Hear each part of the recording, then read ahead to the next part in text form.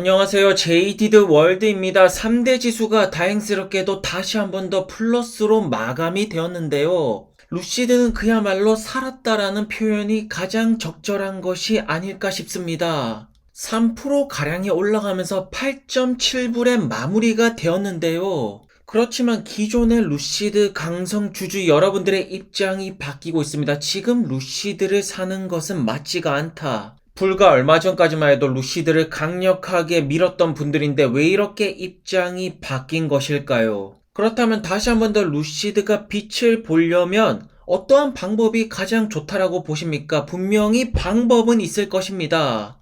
그것은 바로 4월 24일 루시드 주주총회가 열리고 이때 무엇을 해야 되는가? 루시드 CEO 바꿔야 됩니다. 지금은 루시드의 전반적인 비즈니스 플랜을 한 번 더 엎어야 될 굉장히 중요한 시기라고 말씀을 드리고 싶은데요. 루시드의 이사진이 투표로 루시드의 CEO를 조금 더 잔인하고 냉혹한 인물로 바꿔야 되는 것이 아닐까요? 정말로 이거는 바꿔야 돼요. 왜냐하면 현재 루시드 주문이 제대로 안 들어오고 있습니다. 이것이 무엇을 뜻한다라고 보십니까? 경영의 실패입니다. 이것은 뭔가 잘못된 방향으로 지금 흘러가고 있다라는 뜻이고, 지금 여기 생산된 수많은 차량들, 물론 사우디와 유럽 쪽으로 딜리버리가 되는 차량들도 있겠지만, 현재 만들어 놓고 주문이 안 들어와서 안 나가는 차량 역시나 포함이 되어 있다라는 점이 아니겠습니까? 루시드 CEO 피터 형께서는 CNBC에게 뭐라고 말씀하셨냐면, 지금 우리의 생산 문제는 해결이 되었다.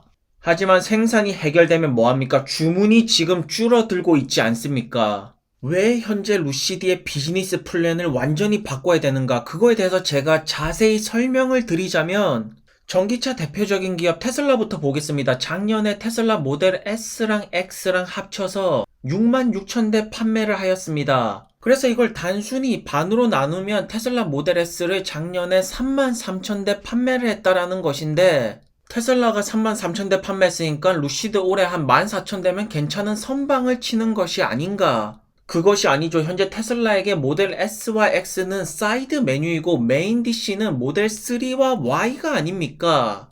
그렇다면 대표적인 럭셔리 브랜드 벤츠를 보겠습니다. 벤츠의 전기차 미국에서 점점 판매량을 늘려가고 있는데요. EQS 작년에 19,200대를 팔았습니다. 그럼 벤츠가 작년에 EQS 고급 세단 19,200대 팔았으니까 루시드 에어 14,000대 괜찮은 것 같은데? 그게 아니라는 것입니다. 벤츠 EQA, EQB가 훨씬 더 많이 팔았지 않나요?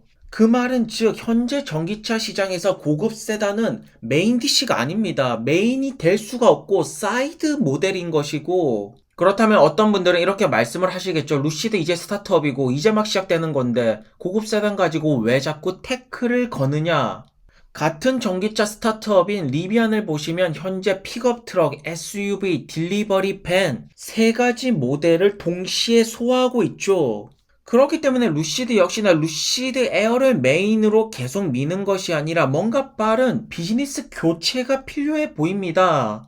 사실 벤츠 같은 경우에도 고급 세단 외에도 밴 부분에서 굉장한 매출을 일으키고 있지 않나요? 사실 루시드가 전기 밴을 엄청나게 잘 만듭니다. 루시드의 기술력이 특화된 것이 이렇게 덩치가 조금 큰 차량이라던가, 그게 아니라면 아예 저가형으로 들어가야지 배터리 효율성의 극치를 나타낼 수가 있는데, 지금 계속해서 루시드 에어 생산 라인만 늘리고 있고 생산을 늘려가지고 이렇게 완성을 시켜놓고 보니까 주문이 적게 들어오죠. 왜냐하면 현재 미국 전기차 시장의 수요는 고급 세단에 몰려있는 것이 아니라 가격이 저렴한 저가형 전기차를 시장에서는 원하고 있습니다. 그렇다면 이제 테슬라가 테슬라 모델 S부터 시작해서 가격을 떨어뜨리는 정책을 보여왔는데, 테슬라가 모델 S를 내놓았을 때는 전기차가 정말로 적었고 약간 부자들이 세컨차를 타는 듯한 느낌이 강한 것이 전기차였죠. 그렇지만 현재는 상황이 조금 다르지 않나요? 그렇기 때문에 루시드는 비즈니스 플랜을 조금 더 유연하게 움직여야 되는 것이 정답이 아닐까라고 보는데요.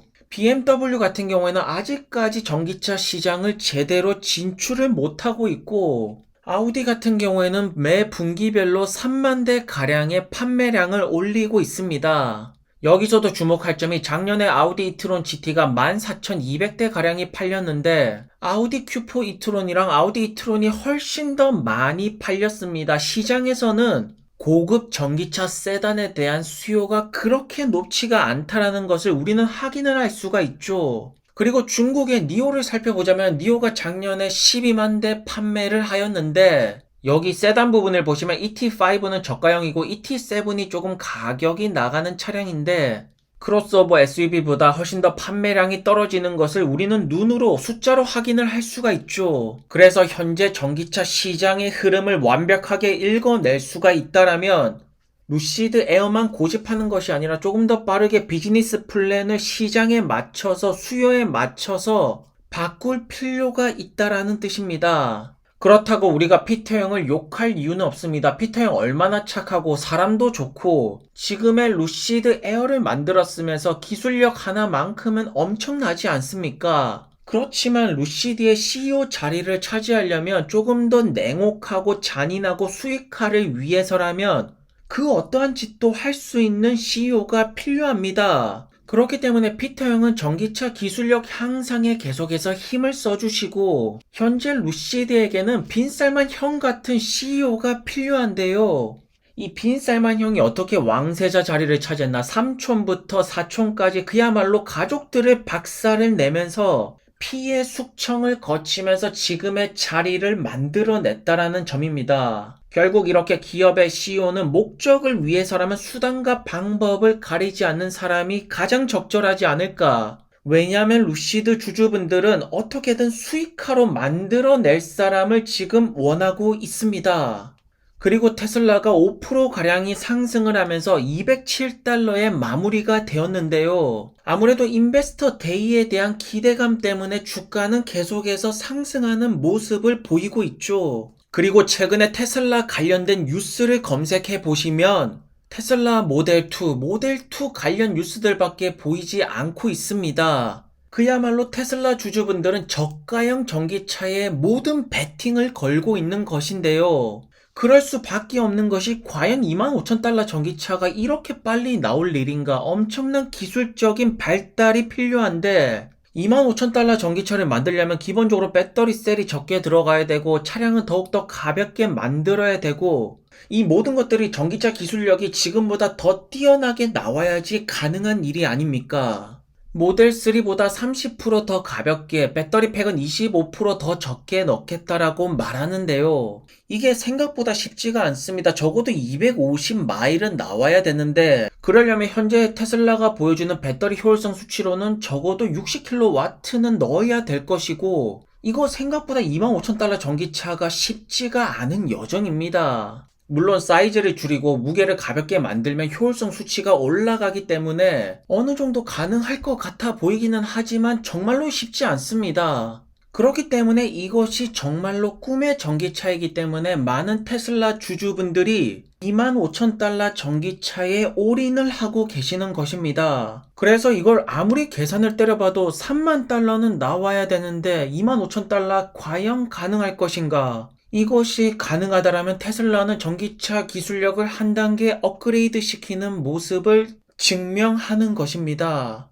그리고 베를린 공장에서는 이제 주당 4,000대 생산을 찍어버렸습니다. 주당 4,000대면 한 달에 10,000대가 넘고 한 달에 10,000대면 1년에 10만 대가 넘고 그야말로 테슬라의 물량은 쭉쭉 올라가고 있습니다. 그리고 테슬라 모델 Y의 완성도는 점점 높여져 가고 있는데요. 그렇기 때문에 테슬라 모델 Y와 폭스바겐 ID4와 비교를 한다라면 폭스바겐은 그냥 상대가 안 되는 겁니다. 이거는 비교조차가 될 수가 없는 것인데요.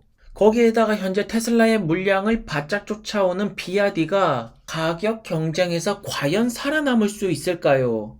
이렇게 테슬라 차량의 완성도가 높아지면 높아질수록 브랜드 파워 역시나 더욱더 커지게 될 것입니다. 그리고 테슬라 멕시코 공장 같은 경우에는 이번 인베스터 데이에서 뭔가 발표가 나지 않을까요? 딜이 점점 가까워지고 있다라고 언론 매체에서는 전달을 하고 있는데요. 최근에 테슬라 주가가 다시 한 번 더 크게 올라가면서 일론 머스크는 세계 최고의 부자 자리를 다시 한 번 더 획득을 하였습니다. 사실 그동안 테슬라 이벤트를 보시면 이벤트가 발생하고 난 뒤에 주가가 조금 떨어지는 면이 있었는데 테슬라 비전에 대한 믿음이 확실한 분들은 그런 거에 전혀 개의치 않겠죠. 오늘도 영상을 시청해 주셔서 감사드리고 좋은 하루가 되시기를 바랍니다. 감사합니다.